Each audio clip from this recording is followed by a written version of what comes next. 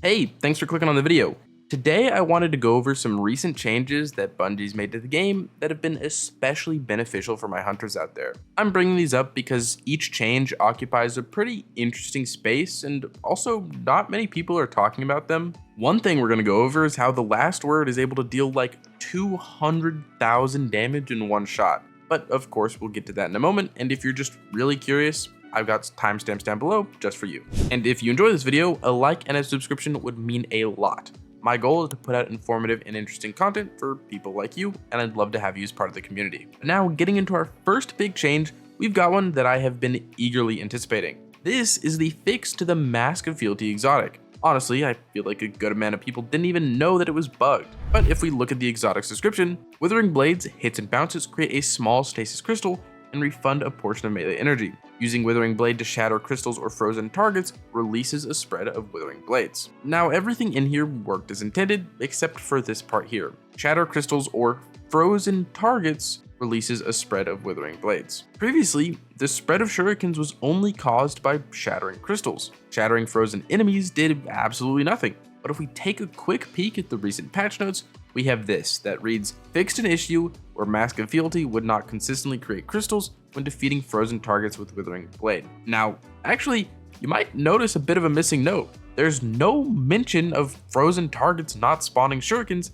despite Bungie saying they plan to fix for this exact issue. Well, it seems it kinda did get implemented alongside this consistency fix. They just didn't mention it, or they forgot to. Although, the implementation is a bit weird. Here, you can see me throw my super to freeze a group of adds, and then the second enemy that the shuriken hits actually does spawn the spread of blades. And as I've been playing this exotic, I have noticed the spread goes off without crystals being around. It's just pretty inconsistent. And you can see that here at Carl, that shattering him with our shuriken still does nothing. And then even on this single ad, we don't get the spread when shattering it. For whatever reason, the first enemy never seems to spawn the spread of blades. Maybe it's got something to do with the first enemy also spawning a crystal, but whatever it may be, the buff they planned on way back when did go through, just not as intuitively as I wished or even written in a patch note. But with finicky implementation aside, does it make this exotic any better?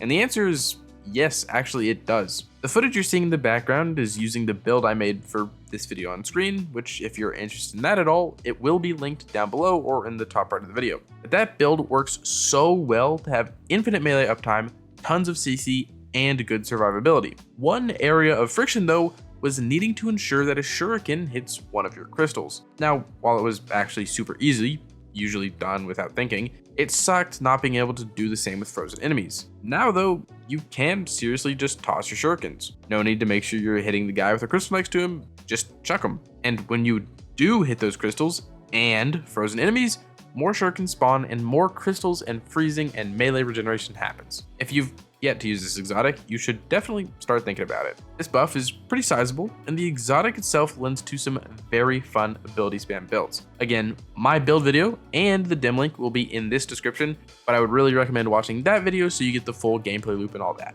And that's change one. On the opposite side of the sandbox spectrum, as we go into the next change, we're obviously sticking with hunters, but now we're looking at a weapon. This would be the last word. Now I know this isn't exactly a hunter exclusive weapon, but as you'll see, hunters are the one who can actually get the mileage out of it. So starting from the beginning, why last word? It's a PvP weapon mostly. Well, it's because of the bug that happened at the beginning of the season or episode where last word was like 2-tapping people in PvP. Obviously, that's a pretty big issue, so Bungie disabled it and then quickly corrected that. But while they corrected its damage in PvP, they made a specific note to let it remain within PvE, saying, increased damage versus combatants has not been readjusted. Enjoy the PvE buff and yeehaw responsibly. As for how much of an increase this was, according to Llama, who said according to Aegis, it's about 32%. Go subscribe to both of those lovely fellows, by the way. But with this increase in Last Word's intrinsic high damage on hipfire shots, Last Word kinda shreds. At base against Carl, which is a mini boss, it's dealing 10,601 damage in one crit. A rocket sidearm, hitting the crit, deals 17,565. So the gulf there actually isn't too large, and Last Word fires much faster. But of course, where things get pretty crazy is when we start to invest into Lucky Pants and Last Word's damage output. Now, I'm not going to bore you going over every little thing that changed with Lucky Pants, but just know that it got changes to essentially be easier to use. No subclass matching, no accidental cooldown, and a maximum of 450% increase in damage. That's the new Lucky Pants as of Revenant, and it's really good. But the pairing of that and Last Word is what allows this, a single shot dealing 190,000 damage. And that's no surges, not even max stacks of illegally modded holster. What I'm attempting to convey is that with Last Word's unintentional buff, it might genuinely be worth your time to try out inside of PvE. With DPS that feels great, almost similar to a rocket sidearm, and the absolute style of a space cowboy,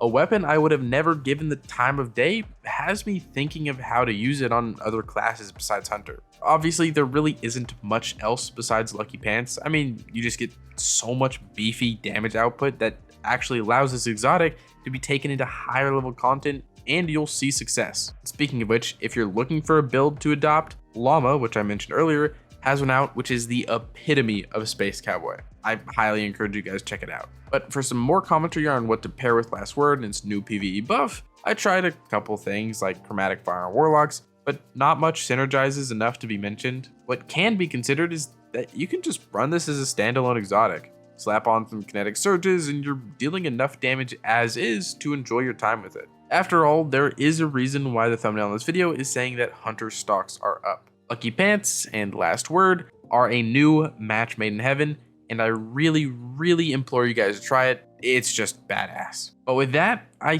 think we've covered both changes that I wanted to make a video about. Neither of these are really super game breaking. I don't think many people are going to take Last Word into the next day one raid. Mask of Fealty, I genuinely think is good enough, but I still think Stasis is fairly unpopular. However, I'm hoping to change that with my build because it's just a lot of fun. Please go try it out. With that said though, before we go, I do want to mention one thing, and that's an uptick in Bungie goofs. I've made quite a few videos, or at least tried to make videos, on changes that Bungie's implemented or written patch notes, only for them to just not be in the game. Between Mask of Fealty launching without one of its core mechanics, its mechanic not even being implemented 100% correctly with some conflicting verbiage and no mention of the actual buff, Last Word getting a substantial PvE buff on accident, and then my last video which covers the absolute spaghetti code of the artifact, it's a bit concerning. I am an absolute fanboy of the devs that bring Destiny 2 to life,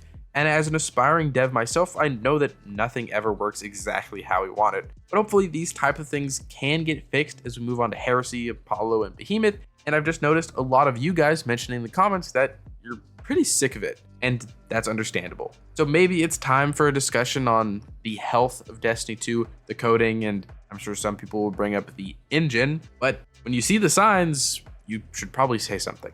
And of course, let me know what you think down below. This isn't a one-sided conversation.